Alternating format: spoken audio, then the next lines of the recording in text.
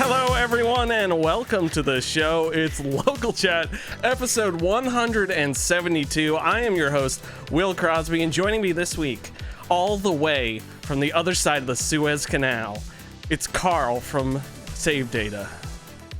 Hello. He's here. Sorry, I had to turn some music up for someone.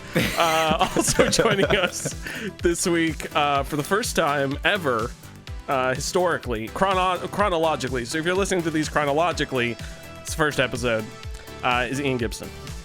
Yeah, look, I need to set some things straight right here and now. I will not be here next week, but that does not mean there won't be a local chat, okay? Just because I'm not here, we still do local chat. So tune in next Thursday, folks. I won't be there. Just like how your whole body, your whole face doesn't disappear when you cover it up and say peekaboo. I know your face is still. I know your face is still there. No, your face just disappeared, though. Yours does. It just went away. That's a good horror movie. It goes like peekaboo, and it's like a black hole, and it's a baby who talks. Alec Baldwin can do the voice. It'll be great. It's either that or it's Mystery Men 2, and one of the heroes is Peekaboo, and their superpowers they go invisible, but only when they're playing Peekaboo. Jesus. Okay, so to start this off, we usually do a little chat section, which I have an incredible factoid to give you guys after we do this little game here. But we got a Mad Libs. I got a book here that is, the title is at least 15 words, and it has a Mad Lib in it. And I'm not going to tell you what the Mad Lib is. Okay. But we're going to write it in, and then I'm going to read it afterwards. Okay, so I'm going to start with Ian. I'm going to go back and forth between you two, and this will be easy. Okay, Ian, I need an adjective. Sexy. Perfect. Karl, I need a plural noun. Drafts. How did I know you were going to say that? Ian, verb ending in ing. Kissing. Jesus. I didn't body mean for part, it to go Karl. this way. Leg. Nice. Noun. Balloon. Balloon. Type of noise. Loud? Or is that not? I think it means like grunt, onomatopoeia. grunt, fart, scream. Oh, okay. I'm blanking. Do UH? Yeah. Adjective. Tiny.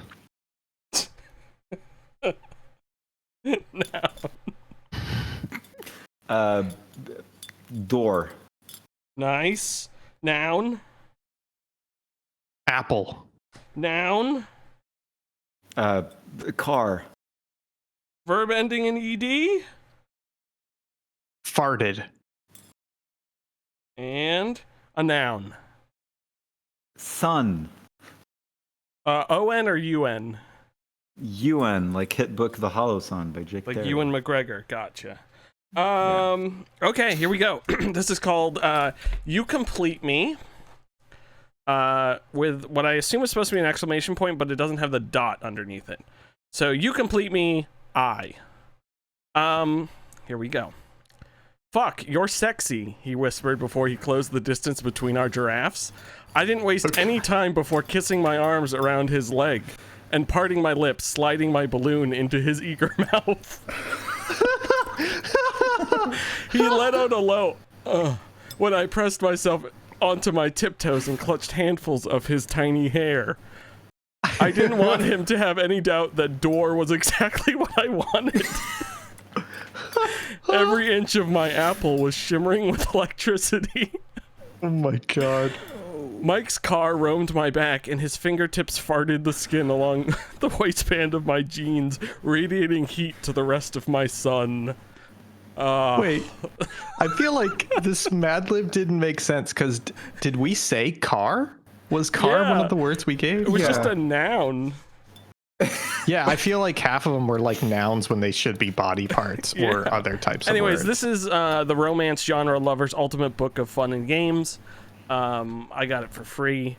It has many Mad Libs in it, and that one turned out... Wait a minute. worse than expected. You got it for free? What's that story? Yeah, what is... Yeah, I've been a good girl, in case you were wondering. And No, you're not answering the question. Who the fuck gave this to you? I'm sorry, you're cutting out. I'm not quite understanding what you're asking. Okay, I just need to know, did somebody give this to you or did you get it yourself for free? Yes. That's even weirder. That's worse. What the fuck? Moving on to my other thank you, boys, for doing that. That was great. That was a good job. Yes, I did get the book Chris sent me. It was great. Thank you for that. The other great thing I'm actually happy Chris is here. George knows this, or George. Ian knows this man. Karl, you don't know this man, but he is one of my good friends, George, who I used to work for and is a friend of Subpixel. And I had a peek at his phone when I was hanging out with him last night, and I would like someone here to give me a guess, closest without going over, how many unread emails this man has on his phone. And this is the notification, iPhone notification red little number next to the email. I will give you a hint. It is already over 1,000. Oh, okay. I this is probably too much, but my brain is saying 9527. Huh. Does it even go 15K? Karl, so Karl is closer. I will give you another hint. It is more than 50,000, and I will let you both reguess. I'm gonna go with 50,000. 50,000. Oh, I'll go 80. 80,000. It is.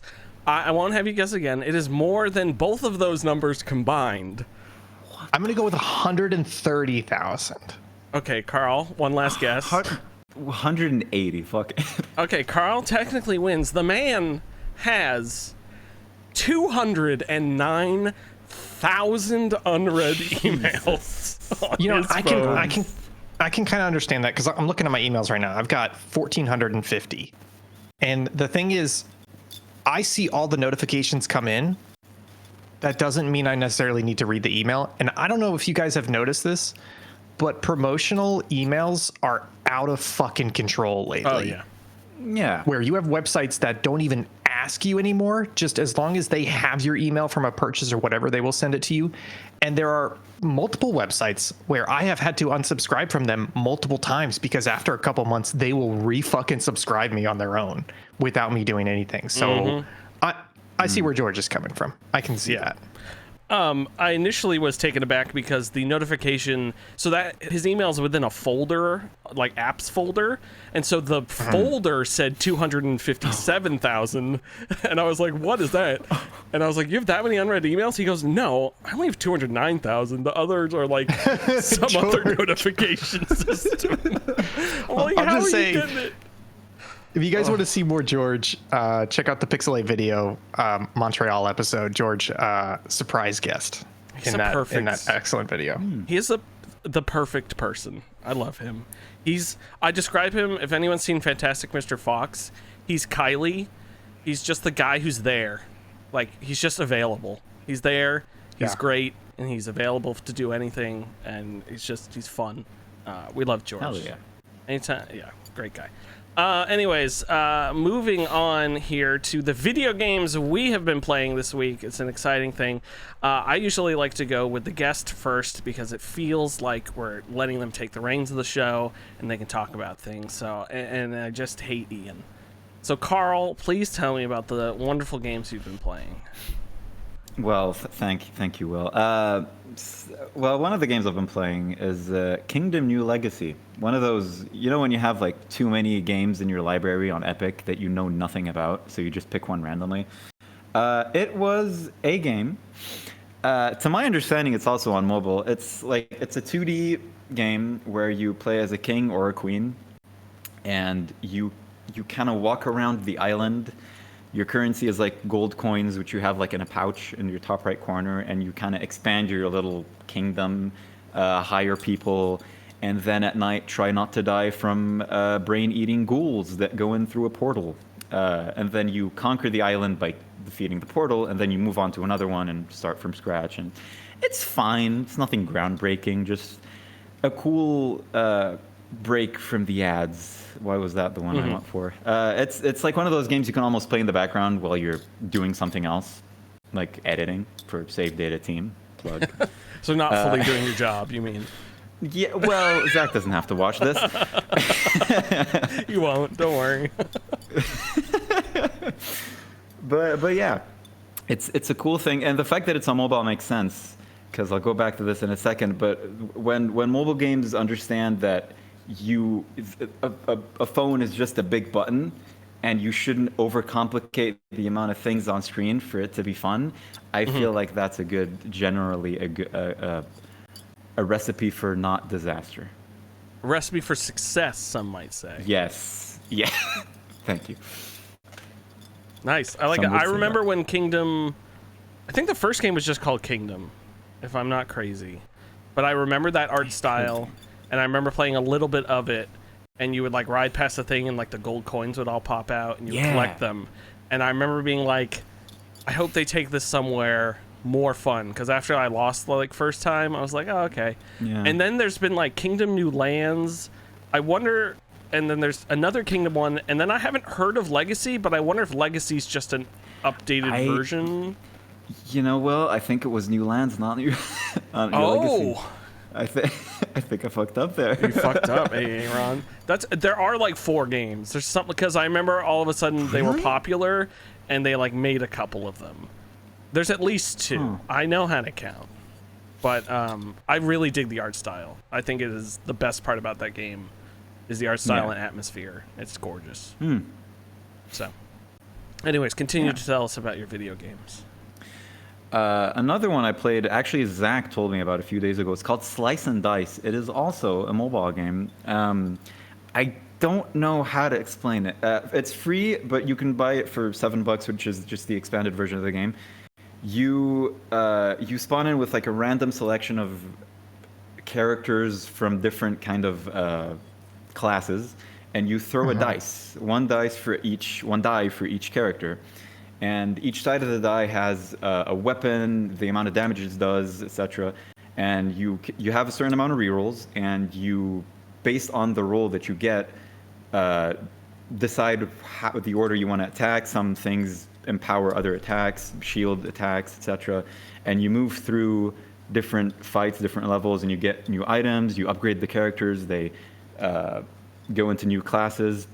It's actually a pretty fun game. Hate to say that Zach was right, but it is a really fucking fun game.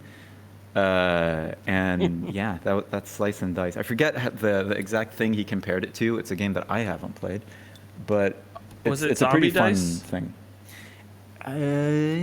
Sure. Okay. No, I'm looking at pictures of it, and it reminds me of Zombie Dice, which is a physical dice rolling game. But it looks like they took Zombie Dice and then made a bunch of cool additions to it. This game looks rad. Yeah. And it's on phones, you said? Yeah. Ooh, it's free. I might have to play this. This looks awesome. Sweet. What else you got for me? This is mostly just around a little bit, but like I've gotten back into PUBG Mobile, not of my own volition, mind you. It's rough. My thing, first off, you open up the game and you are bombarded with ads. Like, the game genuinely lags for 2 seconds for the amount of things it pops in your face. It feels like, I've never been to America, but it feels like when you get off the subway, I'm being relatable to the Western folk. Yes, when you get off the subway and you walk up into, what was the big red Times Square, and there's just 15 million ads around you and people bumping into, that's what it feels like. And you just opened the game. Nothing happened. You just want to start, and it doesn't let you because you have to press X on 3 different battle passes, which you don't want to take part in. And then you actually play the game. And my thing, which, again, I mentioned earlier, when you have a phone, it's just a big button. So when you want to make a game, understand that. And if you have to use one thumb to move, the other to look around, that's fine. Then you have the option to shoot, which is you can still use that thumb, fine, but you also want to shoot and look around, so that's where the hook grip comes into play. But you also want to scope, because why wouldn't you want to scope? So a third button has to be used. And God forbid you want to drive and then boost and then handbrake while looking around. It's hell. I can't. It's mobile games. This is my issue with them. My counter to that is we are old, because I have seen my nieces and nephews play Minecraft on tablets and phones, and they are totally used to that control scheme. So I get the complaints, but I think part of it is like, I imagine a person who grew up on Atari picking up an Xbox 360 controller and being like, what the fuck is this? Why are there too many buttons, etc. And I'm not saying it's a great control scheme or it's better, but I think we have missed the window of learning innately how to use complicated mobile. Yeah. I will also add to this. Drake in the chat also said, nah, Minecraft is pretty optimized control-wise. I hate the same thing. Controls on a touchscreen. Like, I cannot use them. I'm terrible at them. So I further agree with Ian on that. And I'm not saying those controls are bad. They're great for what they are, but I cannot use them at all. It's just like, it breaks my... Like, all those emulators have been coming out on the iPhone, and I'm like, great, finally, emulators on the iPhone. We're keeping up with Android. Great. I do not want to tap to do things in video games onto a touchscreen. Like, I need to buy a controller or something. That's wild. I part of me that PUBG wishes still goes. Part of me that wishes like I was okay with that though, because like you said, emulators. Like when I'm planning to use an emulator on my phone with a game that has complicated controls, I have to bring my controller. But it would be great to be able to take it out and just be okay and proficient with using touchscreen controls, assuming they're well implemented. You know, that would be awesome to do. But I can't. I'm too old. Yeah, can't do it.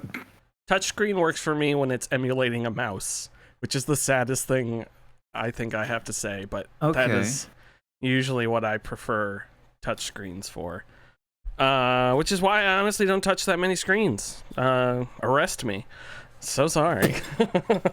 Do I need to bring up the monitor touching incident? Do I need to bring up the fucking monitor touching? I went to an escape room. Did I explain? I went to an escape room in Atlantic City. I think I forgot to tell this story. And first of all, Karen and I did really well. We didn't escape, but the guy said the room, we were walk-ins, so we took whatever room was available. And it was this, I'm not legally not allowed to talk about it, which is crazy, but it was boardwalk themed. And we didn't beat it, but the guy was like, you were 3 feet away from beating the whole thing. And he's like, this is a group room. This is the best I've ever seen 2 people do. Like, that's awesome. Insanity. And I was like, oh, okay.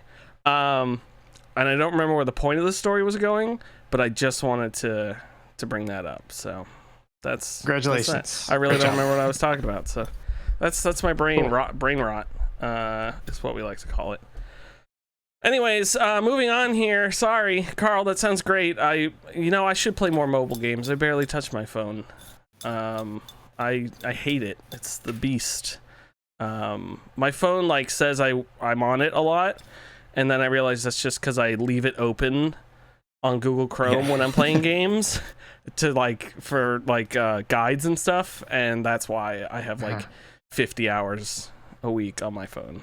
But other than that, I'm pretty lame. Okay, moving on to the games I've been playing this week. Sorry, Ian. I beat Crow Country, which is that indie game we had on a Wishlist Spotlight. I have found out it's from the creators of Snipper Clips, which is very funny. Snipper Clips, great game. Great game. Highly underrated. So I went to their developer site. It's either the developer or the publisher, but I'm pretty sure it's the developer. And there's just a bunch of different, they switch up their style of game every time they make a game. And I'm like, that's great. So Crow Country, Karl, just to give you the gist, it looks like pre-rendered PS1 backgrounds, but it is full 3D and you can walk around in it and everything. So it's basically like Resident Evil, but the models look like the in-game models from Final Fantasy VII for the PlayStation 1. They're blocky.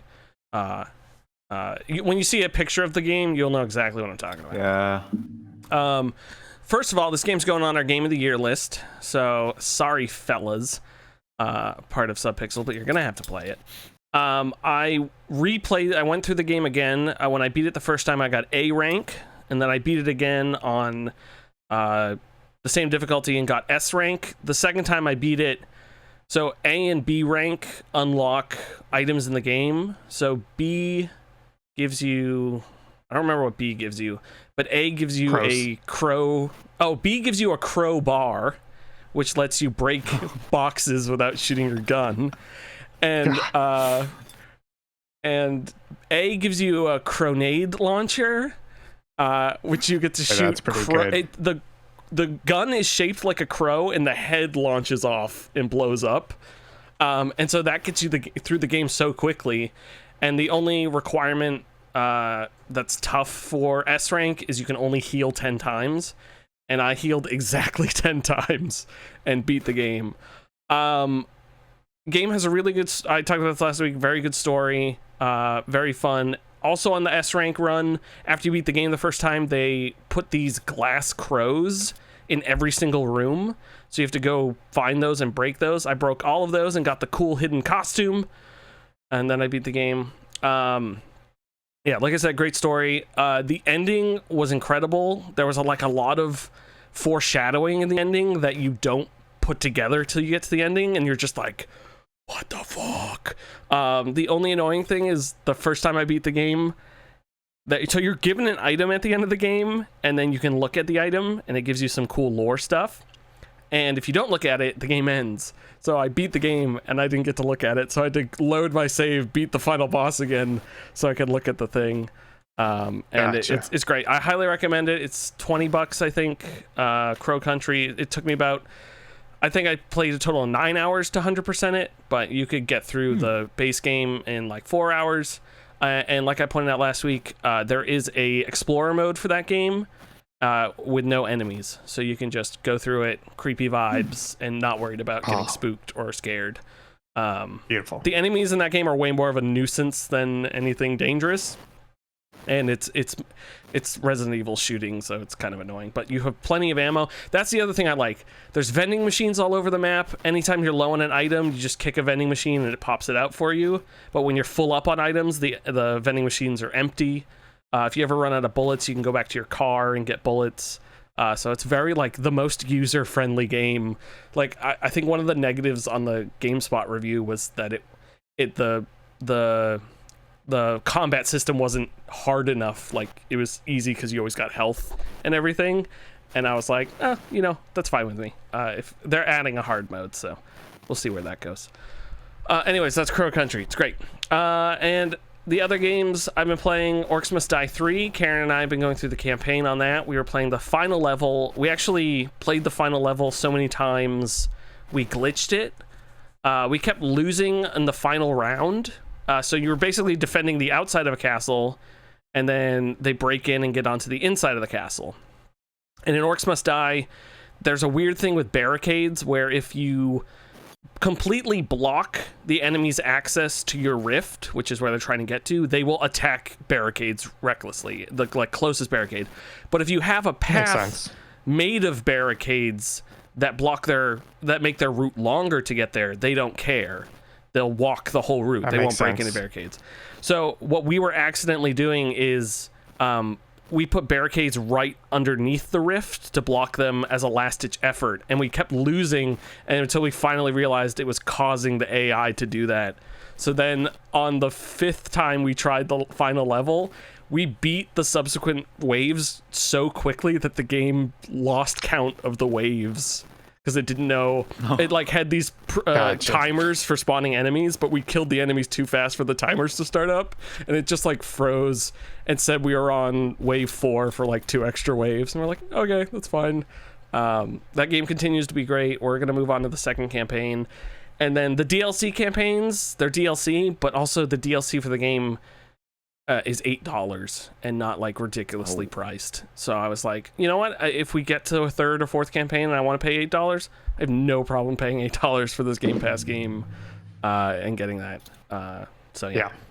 And then finally, XCOM. I've been playing it on stream. If you want to know more about it, watch it there. But it's been super fun. I like playing it.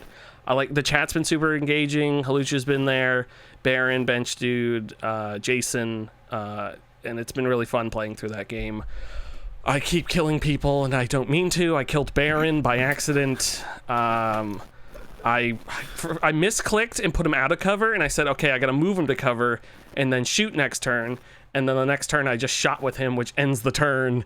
And I was just like screaming. I was like, no, why did I do this? So, and then he got shot. Ugh. When people are out of cover in that game, doesn't matter how much health they have, they get like crit out the wazoo and they die. And you're just like, what the fuck? Like, why you do this to me? Yeah, game's not good. Yeah. Game's amazing. So shut up. It's incredible. And Jason hates my luck. Anyways, that's the games I've been playing this week. Ian Gibson, you've been playing a game this week. Hi. Please tell me about it. Yes, gentlemen, do you guys have any experience at all with the Homeworld series? Very vaguely. None. Gentlemen, let me tell you about the Homeworld series. So Homeworld is it's a pretty old RTS. I believe the first one came out in the early 2000s. It's a sci-fi RTS, but what it kind of does differently or uniquely, or I would say at least interestingly, is a couple things. So one of them is basically you have your mothership. So every mission you have your mothership, which is this big fuck all spaceship, right? And it is your production facility, it is your home base, etc. So as you're kind of going into these missions, you're constantly using your mothership to produce new units. And in certain missions, you have to move your mothership to certain parts, or you have to defend it from onslaughts, etc.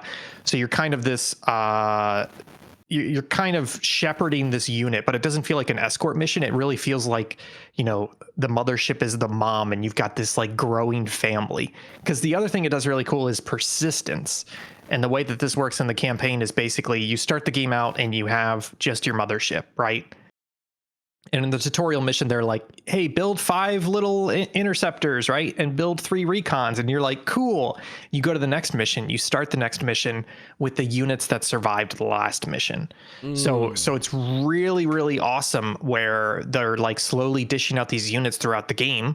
Like, for example, I just had this mission where they were like, hey, did you know you can use, if you're careful, you can use your resource goobers to actually capture enemy ships. And I was like, that's cool. So I captured 2 enemy multi-beam frigates, which is technology that I have not unlocked. And I captured them, and now I have 2 multi-beam frigates with me. Nice. And so you're just like, you're kind of this balance where like you're losing units, but you're trying to pump out units at the same time and the right mix of units. But you really do build this unique little family. You know, like I have, when they said you can, I unlock support frigates, which are basically like they're repair ships, right? And the reason why I'm hesitating to say that is because they're pretty big. So they're like these big, they almost look like crabs, almost like just like the backs of crabs, like the shells of crabs.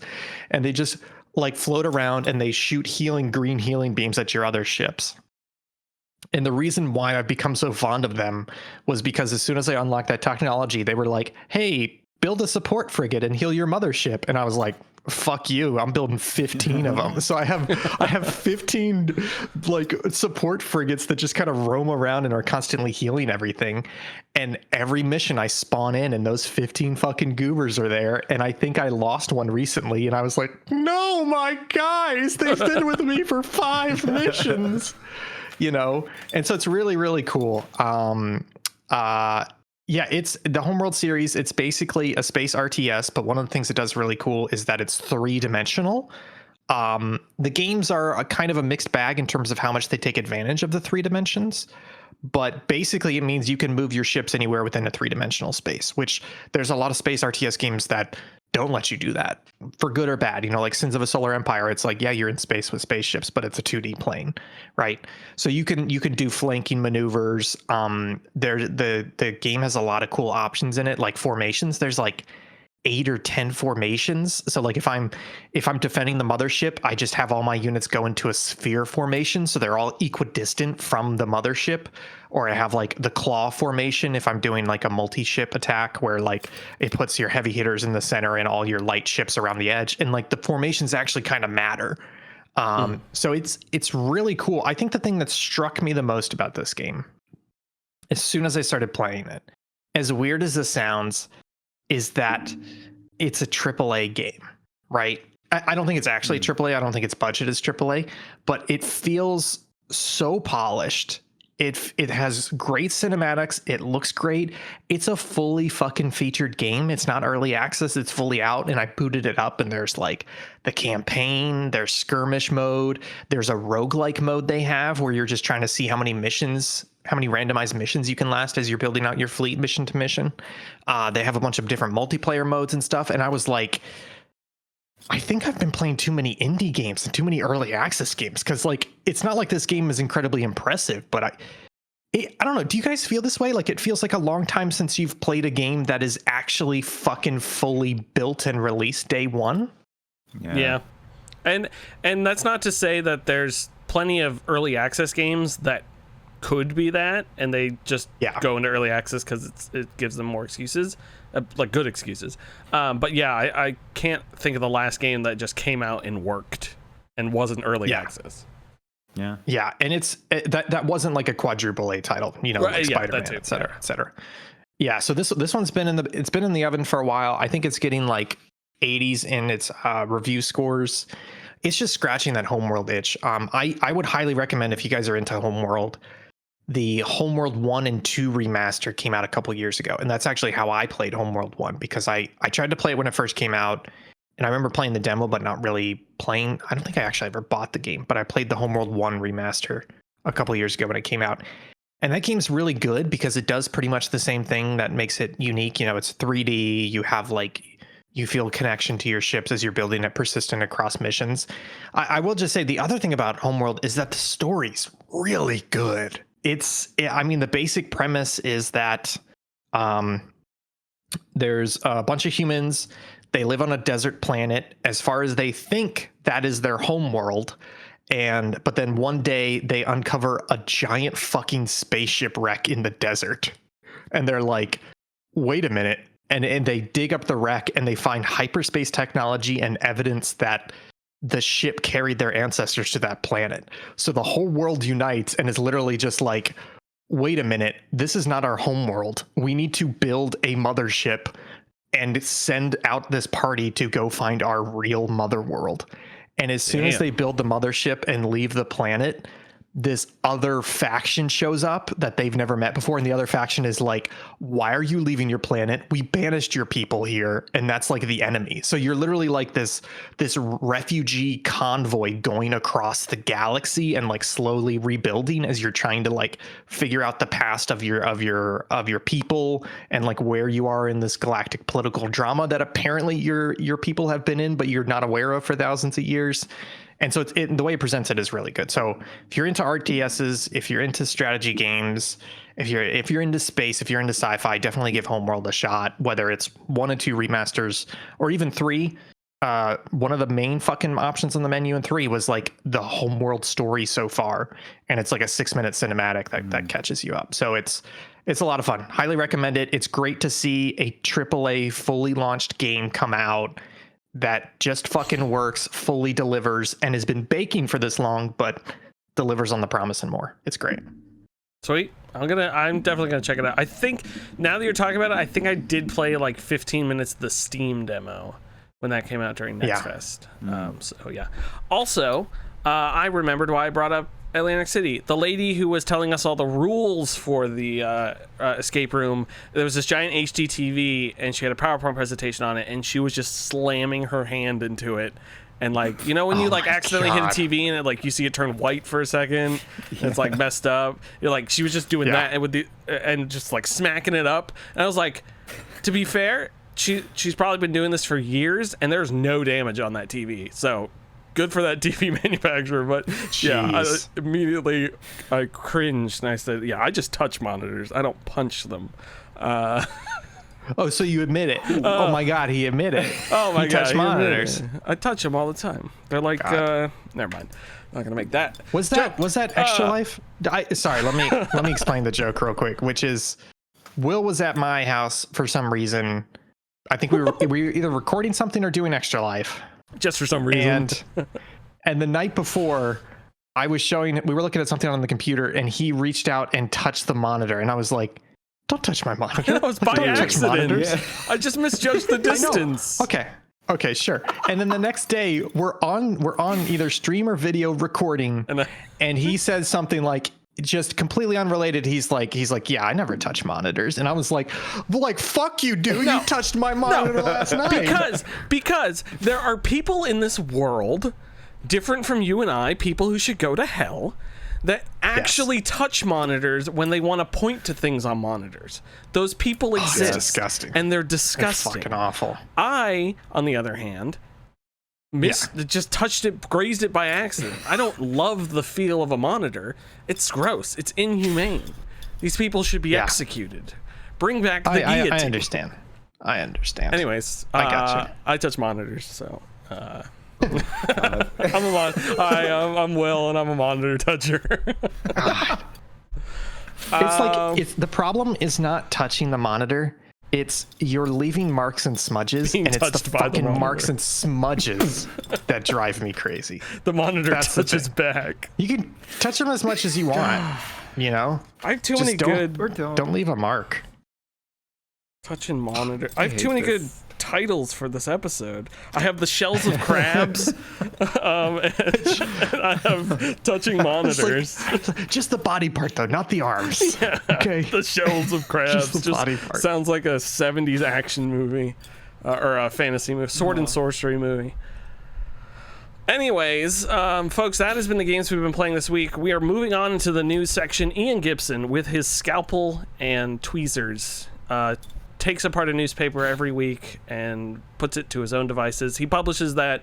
You can find that in airdrops in Mongolia.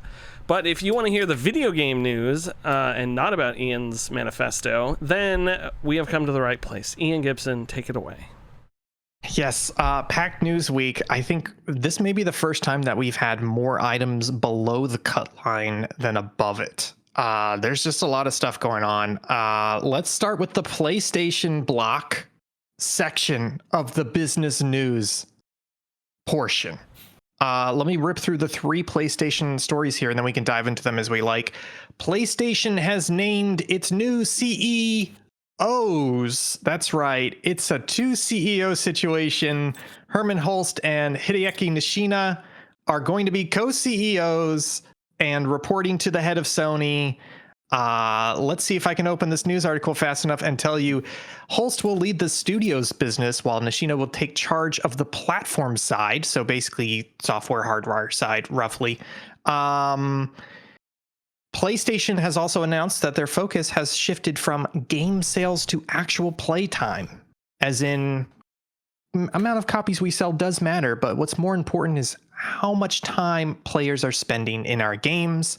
And finally, analysts have announced that the PS5 has shipped 5 times the number of consoles versus the Xbox Series XS consoles in the past 3 months. Gentlemen, how do you feel about co-CEOs, and how long do you think it will last? There's going to be a lot. If they're splitting it into software and hardware, I feel like there's going to be a lot of like, hey, these are the games we're making for the hardware. What do you mean the hardware can't run it? Or like, hey, this is the hardware. How come your games don't run don't take advantage of this or that? And I can like foresee that being kind of an issue. But other than that, that seems fine. The game time thing to me screams our new metric is how long a player plays in the game, which makes me fear what is things they want players to see in a game. Advertisements. Hey, our players spend an average of 70 hours in this video game. They're going to see your ad every day. They're going to want to go to McDonald's because they see your ad every time they open the crafting menu to make a Happy Meal. Like that scares me. That part scares me. Karl, what do you think? Yeah, how do you feel about playtime, Karl? Yeah, my immediate thing while skimming through this earlier today, I was like, oh no, ads. It really feel like on paper, it's like, oh yeah, sure, because their argument was after the PS4, like during the PS4 era, people started buying less games because they were importing their old libraries, so that's been a recurring thing.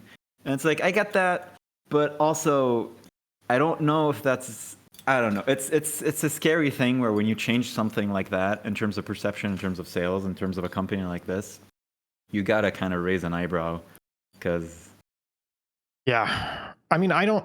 It's the same thing with free to play games and SaaS games, and that's been a huge push in the industry now, right? Because they look at games like Roblox, they look at games like WoW, they look at games like Destiny, and they say, "Wow, pun intended, they make it work. They're making so much fucking money off of a game that they just build one game and then they just have to push patches for it, and it's an endless money machine."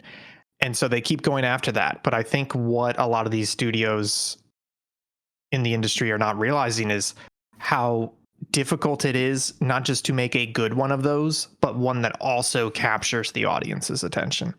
So, I mean, we just saw it with Hyenas, the Creative Assembly game, which, you know, we talked about how that game came out. I believe it got to beta and then they canceled it. And I had an opportunity to play it. And I said, there's nothing wrong with this game, but it's not grabbing me. And the space for those types of games is so limited that it's suicide to have your entire studio portfolio try to focus on that. I understand it's a bit of a gamble, so maybe have one or two studios trying it, see what happens, etc.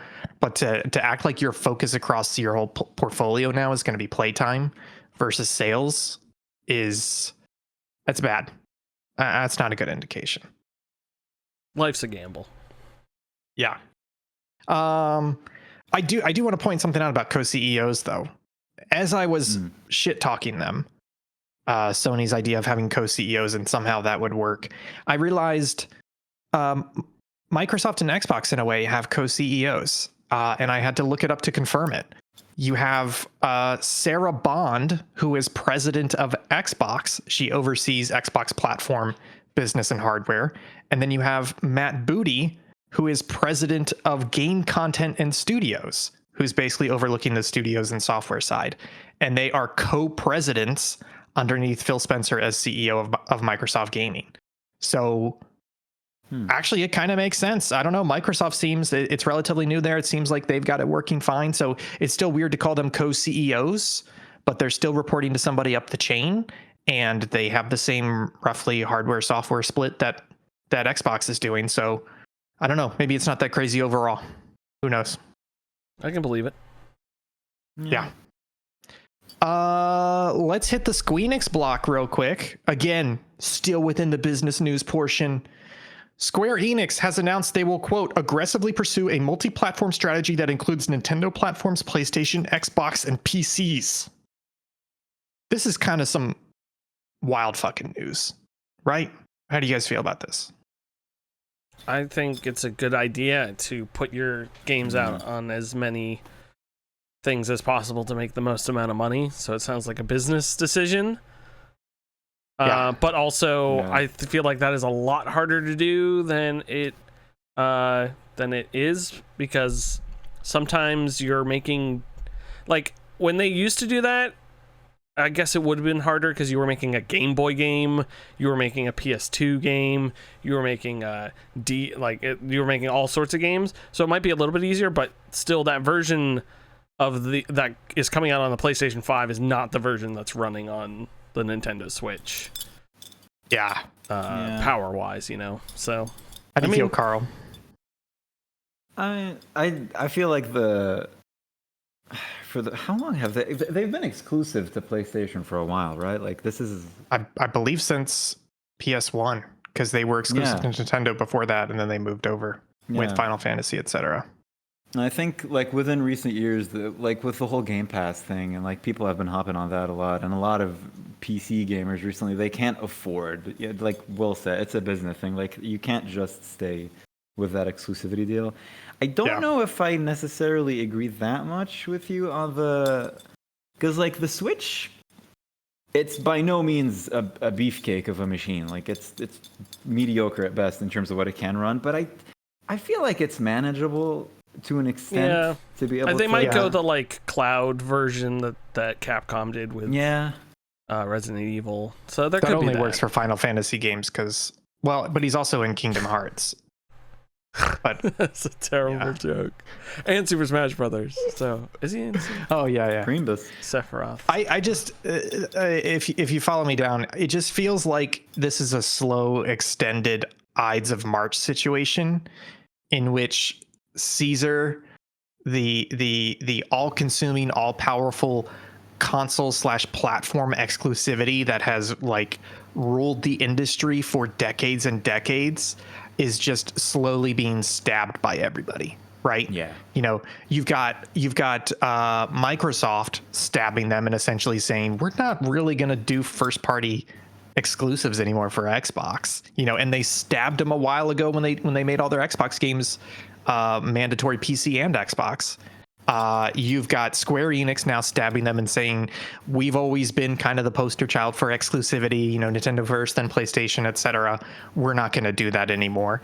You even have Sony turning on it and saying, you know what if we start releasing a lot of our, you know, Sony titles on PC and Steam, and now starting to focus on trying to get them even closer lined up with release date, if not day and date.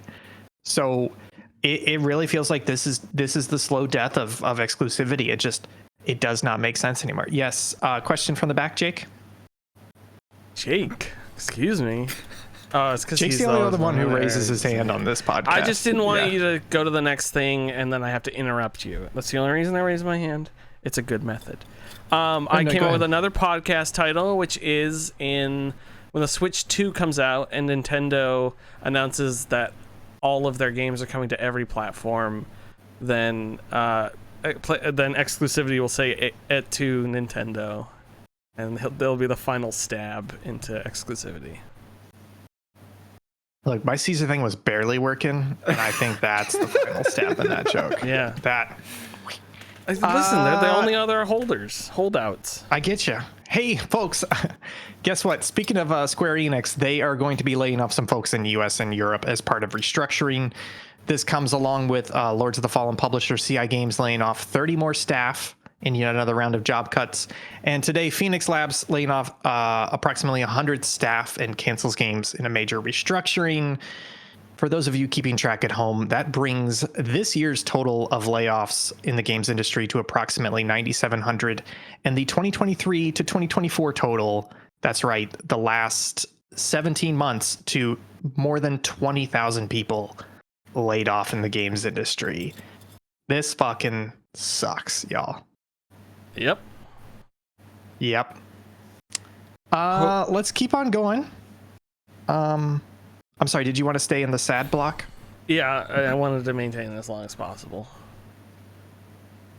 So I'm firing both of you right now. I'm sorry, we have to let you go. We have to let you go. Can I just say real quick, I've been watching the British show, The Thick of It, which is it's basically a political comedy where it's people in office just shouting profanities at each other the whole time. Is that the one with Peter Capaldi? Yes, okay. It's very good. I've been meaning to watch that. It lives up to it. It's very good. But there was a joke today where one of the ladies is like, my daughter's gotten in trouble to school today. She's being excluded. And somebody was like, oh, well, I'm sorry to hear that. At least she's not getting expelled. And they're like, no, it does mean expelled. They're just trying to put it nicely. And that's what all these layoffs are. Everybody's running out of words to say the word layoff without saying layoff. And it sucks. Let's talk about new games. We've had some news about new games and new games no longer happening. First up, we have Assassin's Creed Shadows, which is their long-rumored foray into Japan for the first time for the series. That has been fully revealed. We've had a trailer. It's launching November 15th. Ubisoft has canceled The Division Heartland, which was their free-to-play branching of The Division. There is heavy rumors of a Lego Horizon Adventures game from Lego and Sony based on the Horizon Zero Dawn franchise. And Activision has announced Elsewhere Entertainment, a new studio formed in Warsaw to develop an all-new franchise. Any of these piquing your interest or making you sad? How you guys feeling? I'm never sad. The Assassin's Creed, I'm happy they're going to Japan, but it just looked like an Ubisoft Assassin's Creed game. I don't know. Yeah. I think the funniest thing to come out of it was someone complaining because the samurai character is black and it's based off of a real samurai who's also black, and someone was complaining that like that's not historically accurate. That samurai, whose name I can't remember, he was on retainer. He was never actually a samurai. And so it was just like, yeah, George Washington also didn't meet an Indian or a Native American assassin and then have a vision of him taking over America and didn't have aliens come visit. Like, what are you talking about? It's Assassin's Creed. Yeah. Like, it's not historically accurate. I do think that conversation though does have some interesting points, because I saw some comments that were posted and translated from Japanese gaming forums, and there were people over there who were upset. Were like, why would you do a story in Japan and not have both of the main characters be Japanese? You know, it feels like a little bit of a forced inclusion situation. I'm like, I can kind of see their point. I don't fully agree with them, but I do think that's a valid complaint where you're already going to a country that is not represented well in the Assassin's Creed series in this type of game, and you're just deciding to portray a different race or nationality, and that's I don't know. I think there's an interesting conversation there. Is my point. Like, if there wasn't historical precedent for it, I don't think anyone would bat an eye. But other than like what you're saying is they are underrepresented in those games, so it's like, that was an argument of like, who do we piss off more, like making them both Japanese or like.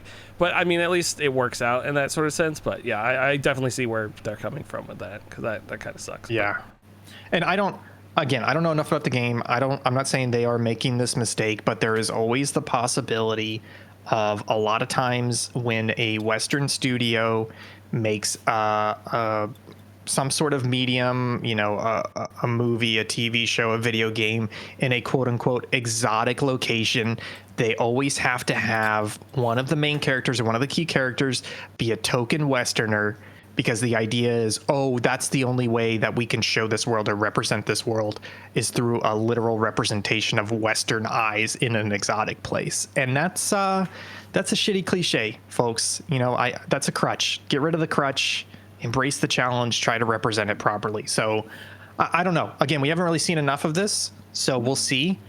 I'm kind of interested, but part of me just wants to give Ghost of Tsushima another shot, because I was okay with that game. I wasn't in love with it, but so I don't know. We'll see how it goes. I that's funny you bring that up. I've literally been thinking of starting that game over on the director's cut. I heard the PS5 version is gorgeous. I need a new game, but Thousand Year Door comes out next week, so maybe I'll wait for that. I do want to ask you guys a question. So this Elsewhere Entertainment, which is being formed in Warsaw, Poland, is, quote, exclusively focused on creating a new narrative-based and genre-defining AAA franchise, unquote. Let me read you the credentials of some of the people working here, and then I want you guys to think about what's your dream game that these folks could make, right, with a AAA backing behind them and brand new IP. So credits include The Last of Us, Uncharted, The Witcher, Cyberpunk, Destiny, Tom Clancy's The Division, and Far Cry. And, quote, the new studio has full access to Activision's resources and tools. What dream game do you want these guys to make? Activision, Uncharted, what was the other ones? Last of Us, Uncharted, The Witcher, Cyberpunk, Destiny, Tom Clancy's The Division, and Far Cry. Okay, so it's going to shoot well. It's probably going to be open world. I'm thinking maybe third person. I hesitate. No, I guess it would be first person. I only say third person because of the Uncharted and The Last of Us and Division Was that in there? No, that wasn't in there. Yes. Yeah, it was in there. Oh, it wasn't there? Okay. And then my first thought, unfortunately, was World War II, because I think it's been just long enough since that last one. But I could also see, as far like just doing a modern day, just something separated from Call of Duty, but along maybe spy, organization based or spy based, some sort of international story. I don't know. Mission Impossible. Yeah, I could see that. Karl, what are you thinking? What do you think would be good for these guys to make? Well, okay. There's a bubble that's gonna pop up. I want you to jump into it, and we're gonna go into this hand in hand. It's okay. It's take a zombie story, but hear me out. I'm out. It's mushrooms.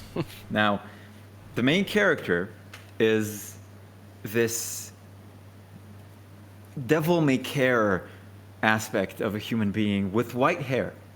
Now, this also coincidentally, the story takes place in the future. Oh, okay, gotcha. It has a dystopian feel to it, and people are crying from afar. Ian. And the money has a virus on it. Yeah, they need help. Yeah. Are you combining all those games together? Is that what's happening? I fucking dare you explain the joke. I fucking dare you. Oh, Devil May Cry. I get you. I honestly, for me, you know what was a good game, but could have been great? Atomic Heart. Atomic Heart was a good game, critters. but it could have been great. So I don't want to say give that, but this studio's out of Poland. I want them to make an action AAA. I'm fine with it being third person. Give it some open world, Soviet sci-fi dystopia, right? Give me more fucking Soviet future tech games. That's what I want them to make. If they made Atomic Heart but open world 10 out of 10, fuck yeah, I'd eat that up. I would love it so much. I forgot I beat that game. It sucked. But at least those hot suck. ladies were in it. Robot ladies. They were hot. The game had some good stuff in it. It felt like a solid 7. Yeah, it was a very solid 7. It was very BioShock towards the end. When Andrew Ryan showed up, you had to kill him. Yeah. Remember, the thing that I loved most about that game, I mean, the look was great. It looked gorgeous. The aesthetic was great. The thing that I really loved, though, do you remember the looting mechanic, which is you walked in a room, you held out your hand, and you just vacuumed up all the shit out of the drawers? And it was like, why doesn't every fucking game have this? Because I don't want to have to go search around stuff. Let me just literally hand vacuum up all this shit. Yeah. Let's end this with some good news, folks. Guys, fucking nerds on the internet, they've done it again. They've performed a fucking miracle. There is a man on the internet named of Wise Guy who has made a tool that lets you take any N64 ROM, dump it in the tool, and it becomes a PC port. And what I mean by a PC port is that it becomes an executable game that you can install and play. It runs at 16:9. It runs at resolutions up to 4K, high-res textures, even ray tracing if you want to do this.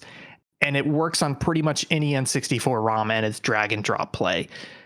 This is fucking wild, right? Yep.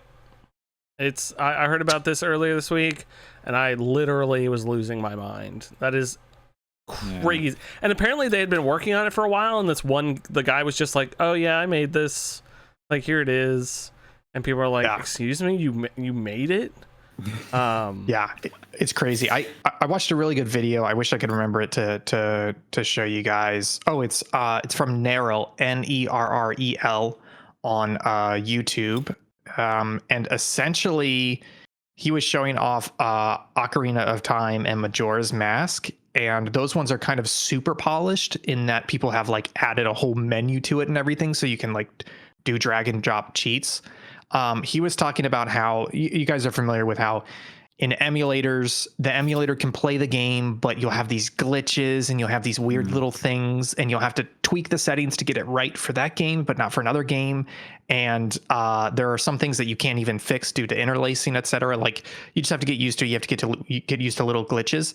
This process has none of that. Like, he had a dozen examples where he's like, the best emulator today still has this glitch, and he's like, the port compilation 0, and I made this in 2 hours using the tool, and it's like fucking crazy. So we're about to get a renaissance of N64 games on PC looking incredible with ray tracing. It's awesome. I'm really excited for that. I'm gonna play so many N64 games. It's gonna be unhealthy. Hell yeah. They have Superman 64 working on it. That's a perfect video game, as we all know. God damn it. So I'll play some Quest 64. Oh, what, yeah. You can't believe what? How attractive I am? Yeah. I agree. Did you beat that game? Superman 64? No, I haven't. You got to the fake end, right? Because there's a fake end. Someday like you get to the end on one difficulty, and it's like, you didn't actually beat this. Now you have to play it all over on the higher difficulty. And I think you got to the end of one of the difficulties. Maybe I don't. I just remember we had canceled one of the segments, and I was like, I guess I'll just keep playing Superman 64 at Extra Life. Because it doesn't. It sucks. It's difficult, but when you do play through at least the first difficulty, I think it's only like 25-30 minutes. It sucks so much in those first 5 minutes that you quit and you never want to play it again. Where it's the stupid thing where it's like a useless talent. Like, you can become good at it and beat the game, but why would you? Like, you're not going. It's not a party trick. You're not going to get laid. Learn the guitar. I'm trying. It's so bad, and I feel like I'm trying.